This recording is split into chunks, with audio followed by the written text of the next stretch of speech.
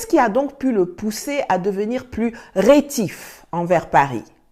D'une part, il a fini par être profondément agacé par Macron et le Quai d'Orsay qui, voyant que les USA avançaient leur pion succès Masra, ont commencé à insister lourdement pour que Déby tienne sa parole et cède sa place à leur pion à eux, Moussa Faki.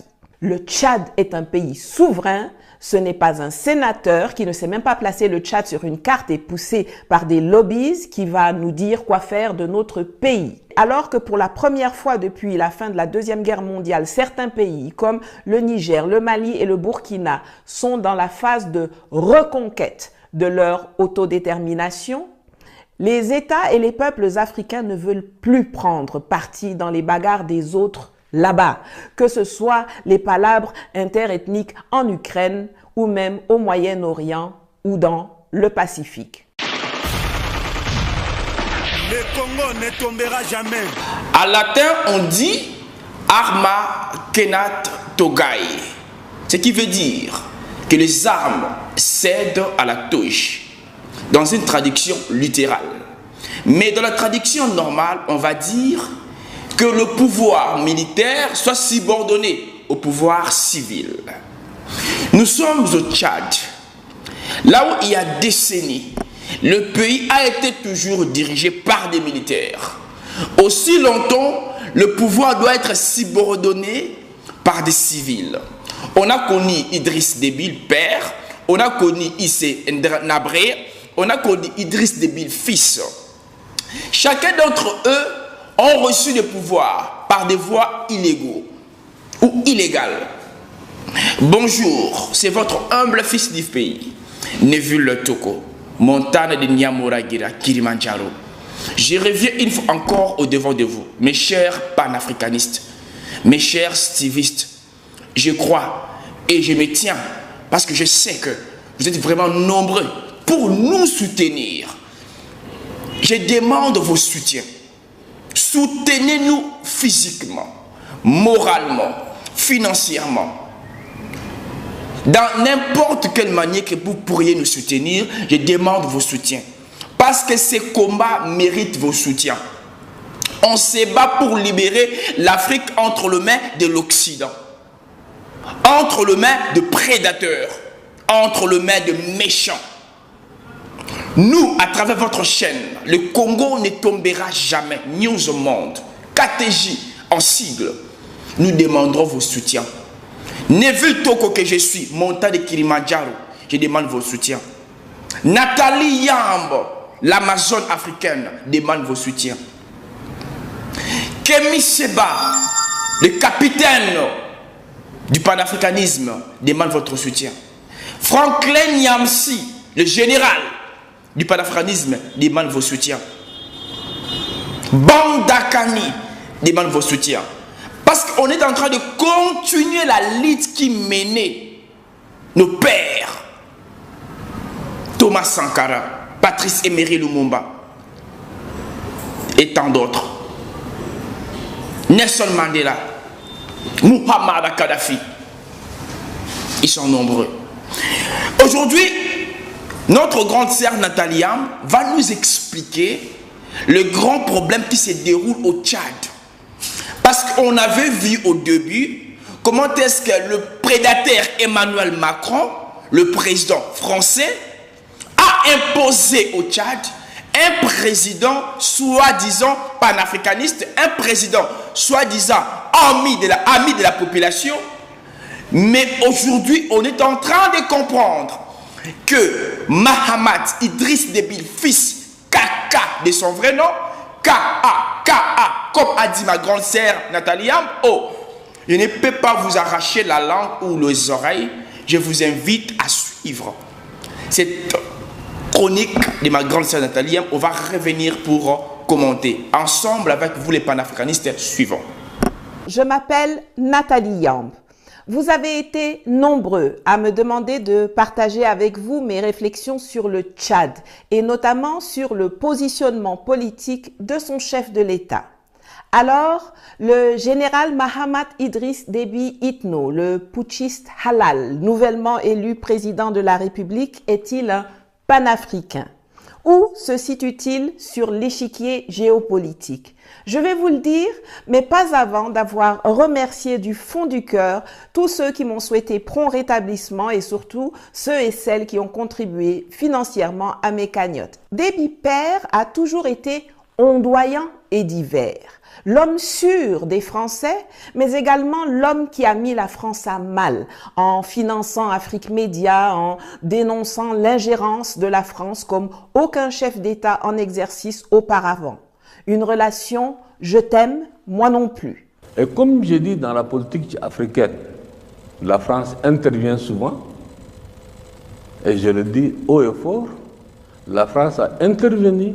Je dis bien, je n'ai pas demandé, je dis je ne le fais pas, de changer la Constitution. Pour l'histoire, je dis bien. Bongo n'est pas là. Bongo père, je dis bien. C'est à Paris. J'ai refusé. Et je n'ai pas fait la campagne.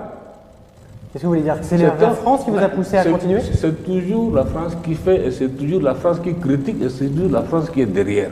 Mais dans les mois qui ont précédé son assassinat, Déby était indubitablement dans sa phase de désamour. Sa mort violente est annoncée le 20 avril 2021, quelques jours après sa 5e réélection, 31 ans après sa prise de pouvoir par les armes en 1990. Et c'est dans cette dynamique que le fils Déby arrive à la tête de l'État dans les bagages d'un conseil militaire de transition composé de 15 généraux. Au début, on a tous observé que Mahamat Idriss Déby, dont le surnom est Kaka, K-A-K-A, était sous la coupe d'Emmanuel Macron. C'est vrai que Macron, un plan capillaire au vent et masque sur le nez, s'était précipité comme un dératé à N'Djamena dès le surlendemain de la mort de Déby père pour faire ce qu'on appelle du damage control. Car perdre le Tchad pour Paris, c'est perdre complètement pied au Sahel. C'est la désintégration de l'épicentre militaire de la France en Afrique et de la France-Afrique.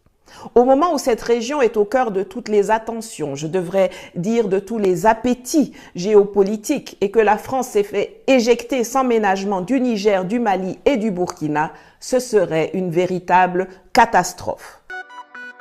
Au Mali, au Burkina Faso, nous sommes remontés contre la France impérialiste, oligarchique, sauvage, barbare. Au Tchad, au Niger. La présence française est mise à mal en Afrique, dans la région du Sahel. Un rejet de sa présence militaire, mais aussi de son influence politique et économique, jugée néocoloniale par des populations en colère. Alors Macron adoube la prise de pouvoir par coup d'État du fils de Idriss Déby, même si cela discrédite totalement et durablement la position de la France à l'international. En effet, le discours français devient totalement inaudible à partir du moment où l'Élysée couronne le putschiste Déby Junior, alors qu'il condamne avec véhémence les putschs au Mali, au Burkina et plus tard au Niger.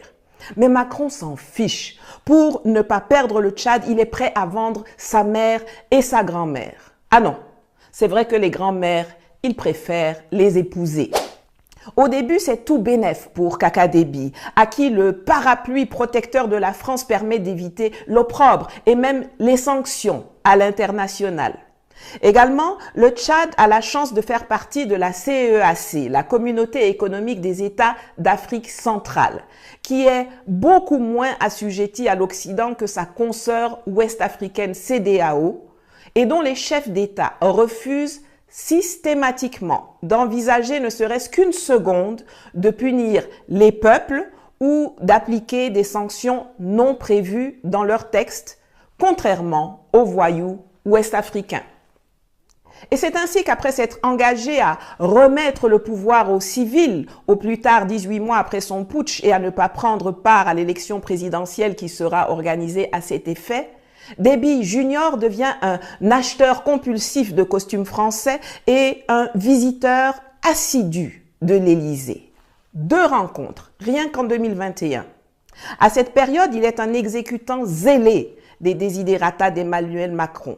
C'est notamment lui qui s'oppose à ce que le Mali exerce la présidence tournante du G5 Sahel. Refus qui conduira au retrait du Mali en mai 2022 et à la disparition quelques mois plus tard de l'organisation. En 2022 toujours, il engage des négociations et signe un accord de paix avec une quarantaine de groupes rebelles à Doha, au Qatar, le 8 août.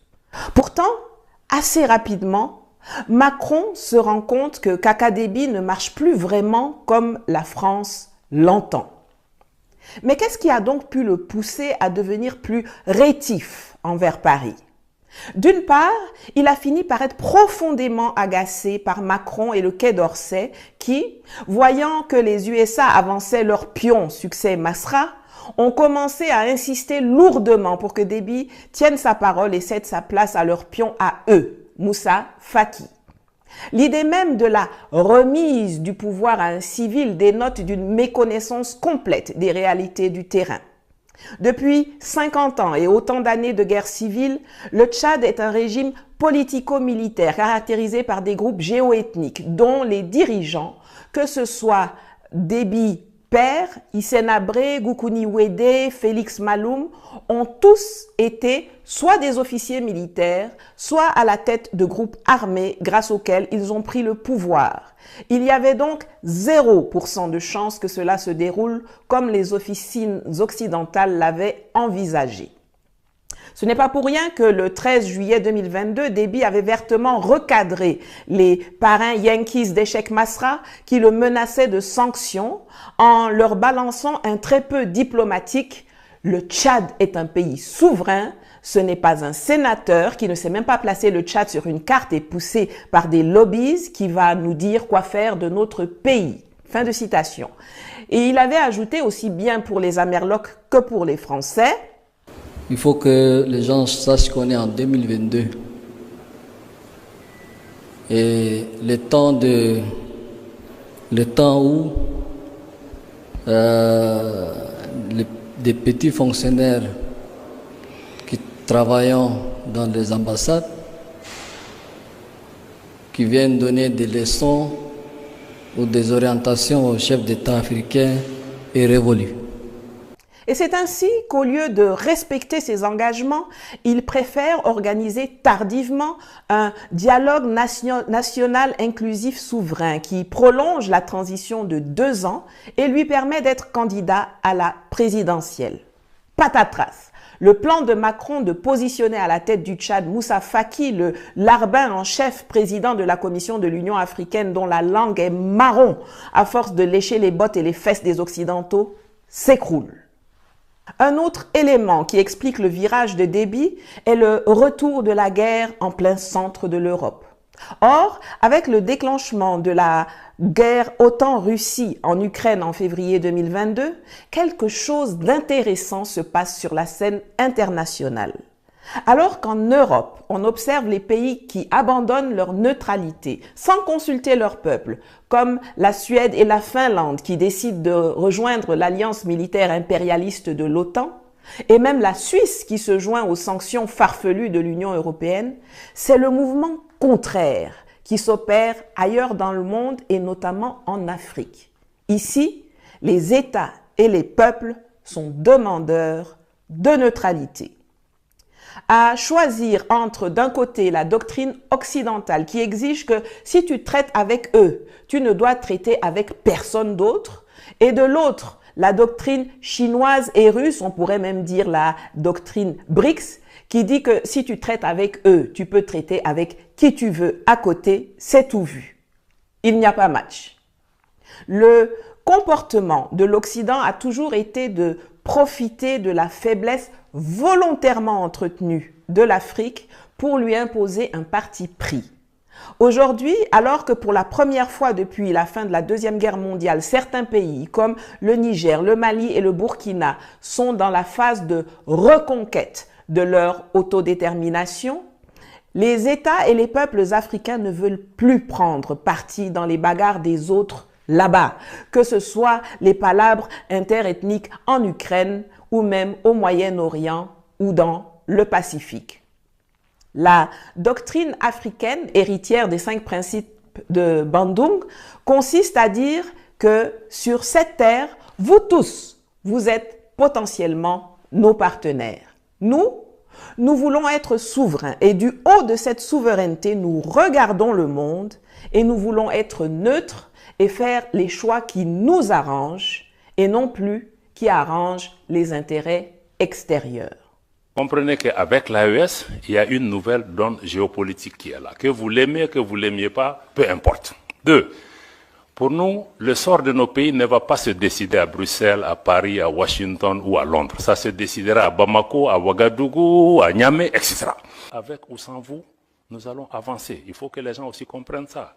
Si les Européens ne sont pas là, les Chinois seront là, les Russes seront là, les Australiens seront là. Donc aujourd'hui, là, on n'est marié à personne. Voilà. Cette volonté assumée de neutralité des Africains ne passe pas en Occident, où la mode est à l'abandon de la neutralité. Mais nous ne venons pas en Russie pour y chercher de nouveaux maîtres qu'on substituera aux anciens. Nous y venons pour trouver des partenaires, pour faire du business gagnant-gagnant pour la Russie comme pour les pays africains concernés. Est-ce que vous envisagez, Monsieur le Président, un changement d'alliance militaire? Est-ce que vous envisagez de lâcher votre alliance avec la France pour nouer une alliance avec la Russie?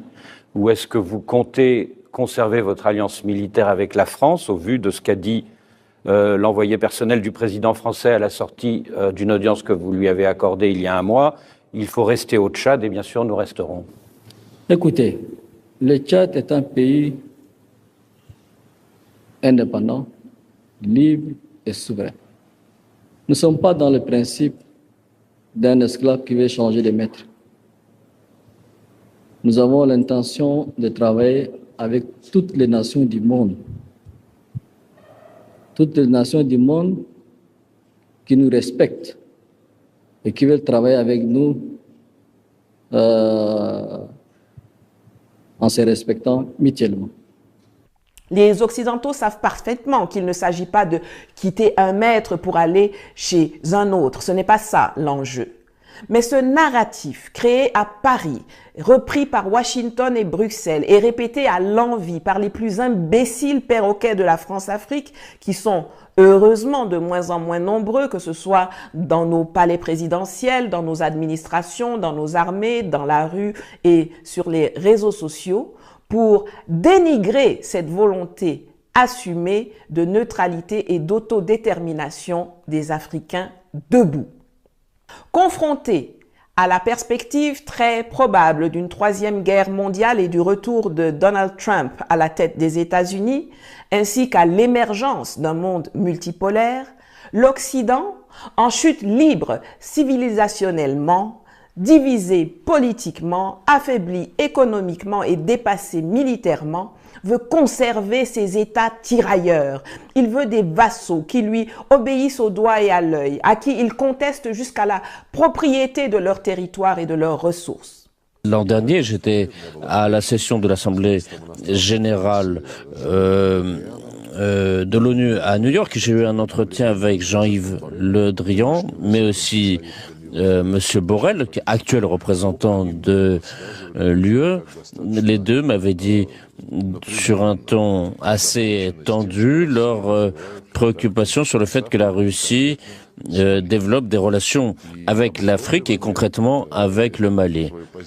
Et ils avaient exprimé leur position de façon sur un ton assez colonial.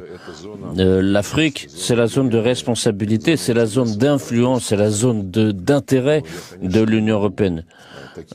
Et évidemment, je ne peux pas accepter de tels arguments. C'est du colonialisme à l'état pur, du néocolonialisme. Est-ce qu'on est en train de s'enliser quand même au Mali? On est en train de se sécuriser. C'est notre frontière sud. Si on laisse demain cette région aux mains des djihadistes, c'est notre propre sécurité. C'est la sécurité de ces pays. Nous avons un devoir de solidarité, mais c'est aussi notre propre sécurité. L'Afrique nouvelle dit cet assujettissement est terminé. Mais si vous apportez du business gagnant-gagnant et du respect, alors on peut faire des affaires. En 2024, c'est ça qui est en train de se jouer. Et c'est dans ça que Petit Déby, les vaillants dirigeants de la Confédération AES, le Centrafrique, le Cameroun, la Guinée équatoriale se trouvent. Et c'est dans ça que Talon et Ouattara ne veulent pas aller. Alors non, Mahamat Idriss Déby Itno n'est pas un panafricain. D'ailleurs, je pense qu'il va falloir que je fasse une vidéo pour clarifier ce qu'est le panafricanisme, qui est devenu l'un des concepts les plus galvaudés de la planète. Qui en sont les vrais acteurs et les infiltrés et pourquoi il est, dans son essence, tellement dangereux pour les Occidentaux. Dites-moi en commentaire si cela vous intéresse. Mais après des débuts très penchés, Mahamat Idriss Déby Itno, comme quelques autres chefs d'État africains, est aujourd'hui en quête de neutralité et de souveraineté. Je ne suis pas en train de dire que ces gens sont des saints, ni de juger ou d'approuver leur politique intérieure. Mais sur le plan géopolitique, ils semblent avoir compris les vrais enjeux et ils veulent faire du business au mieux des intérêts de leur pays et non plus ceux des puissances étrangères. Vous les reconnaîtrez facilement à la façon dont ils sont diabolisés ou chicanés par l'Occident. Ne pouvant pas le clasher frontalement sous peine de subir le même sort que les troupes américaines qui ont été éjectées de N'Djamena fin avril 2024, tout à coup, soudain, brusquement, la France instrumentalise sa justice pour coller une procédure de bien mal acquis à Déby, tout en dépêchant un envoyé spécial pour faire son atalakou afin d'essayer de négocier le maintien de la présence militaire française. La bonne vieille politique du bâton et de la carotte. Certains Africains qui n'ont pas encore fait la mise à jour de leur logiciel croient que parce qu'on achète des armes à Poutine ou à Macron, on doit être dans une relation exclusive avec la Russie ou la France. Ce sont eux qui qualifient la Turquie et l'Inde de partenaires peu fiables quand ils voient que ceux-ci font des choix qui ne sont pas alignés H24 sur l'Occident ou sur la Russie ou la Chine. Mais la géopolitique ne s'accommode pas de la monogamie. Ce n'est pas la fidélité et la soumission à un autre État qui doivent motiver les décisions de nos dirigeants, mais la préservation de nos intérêts qui se déclinent en 4 catégories. Suprêmes, vitaux, stratégiques et tactiques. Mais ça, c'est une autre émission. Ceci veut dire que le matin, vous pouvez faire un business avec Pékin et l'après-midi, faire une autre affaire avec Berlin. Ça dépend de vos intérêts. Dans ce domaine, comme ailleurs, vive la polygamie. Vous avez compris. Aussi longtemps les présidents africains vont continuer toujours à se soumettre, à se plier, à s'agenouiller devant l'Occident, surtout devant la France, l'Afrique va continuer toujours à subir des torts, des injustices, des guerres, des massacres partout. Alors que c'est le temps pour nous, peuples africains, de rester debout, unis comme un seul homme, de barrer la route à tous les prédateurs, de vivre une Afrique libre et indépendant, de vivre dans un continent où il n'y a pas l'injustice, un continent que Nelson Mandela attendait à voir indépendant, un continent dont Thomas Sankara attendait à voir indépendant, un continent dont Muammar Kadhafi comptait voir les États-Unis d'Afrique. Mais à travers nos présidents marionnettes, nos présidents patins, l'Occident, je cite, la France, continue toujours de s'imposer et de nous imposer sa politique afin que nous puissions marcher selon ses préceptes et ses conduites. Raison pour laquelle l'Afrique est tombée dans des raies dont nos régissements ne le purent de faire. Écoutez cette petite histoire.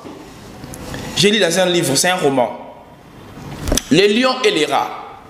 Il faut autant qu'on peut obliger tout le monde, on a souvent besoin d'un plus petit que soi. C'est l'Afrique. De cette vérité, des fables feront froidant la chose après-vabante. Entre le pattes d'un lion, qui est l'Afrique, un rat sorti assez à l'étourdi, qui est l'Europe, les rois des animaux, qui est l'Afrique, en cette occasion, montra ce qu'il était, mais lui donna la vie. Le roi a épargné le rat. Vous comprenez? C'est bien fait, ne fut pas perdu. Quelqu'un aurait cru qu'un lion des rats eut affaire. C'est pendant que le roi de la forêt, l'Afrique, fut sorti de forêt, il fut pris dans des raies, dans des filets, dont notre régissement nous le pire de faire. Donc c'est le temps où le rat doit courir et prendre temps par ses dents pour nous libérer. Mais le rat refuse.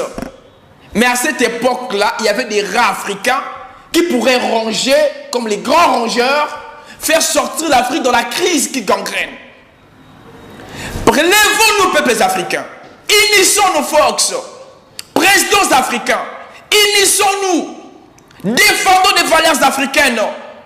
Barrons la route à tous les prédateurs. Barrons la route à l'Occident. Barrons la route à la France. Abat la France à l'Afrique. La France-Afrique, on en a marre. Merci. C'était votre humble frère, Montagne de Kilimanjaro de Nyamuragira, Neville Toko, fils du pays, fils du continent. Merci à vous. Et merci aussi à ma grande sœur Nathalie Yamb. Et bon rétablissement à toi et bonne guérison. Que le Dieu de nos ancêtres de Pungutulendo puisse vous accompagner. Et je dis aussi, prends courage à notre grand frère Kémy Seba. Prends courage à mon papa Franklin Yamsi. Prends courage à mon papa Bandakani. Prends courage à tous les panafricanistes. Et prends courage à vous, mon père Bishop John Maké, c'est Israël Jean-Baptiste, le 3e millénaire, descendant de Fumo Kimbangu, le grand panafricaniste. Merci aussi à notre père Chirac Massamba et à celui qui était là pour m'assister et pour faire tout ce que vous voyez aujourd'hui dans vos écrans, dans vos téléphones, dans vos machines. Chardeline Seka. Quant à moi, je vous dis bye et à la prochaine. Abonnez-vous, partagez, aimez, likez et commentez nos vidéos. Merci beaucoup. Afrique unie, indivisible. Vive l'Afrique libre.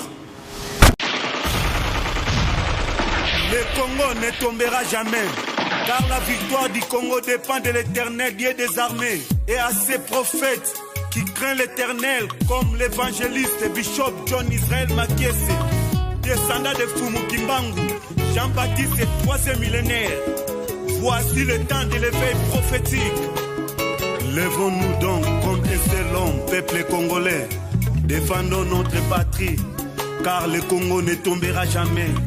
Vouloir c'est pouvoir, c'est maintenant ou jamais, c'est maintenant ou jamais, maintenant ou jamais. Yahweh, sunga peuple congolais, bitumbo tozobunda, Ezaya zotote, Ezaya molimo. Archevêque Koutounou Fernando, Sauvons le Congo. Sunga Bishopé, John Makiese, bitumbo azobunda, Ezaya zotote, Ezaya molimo.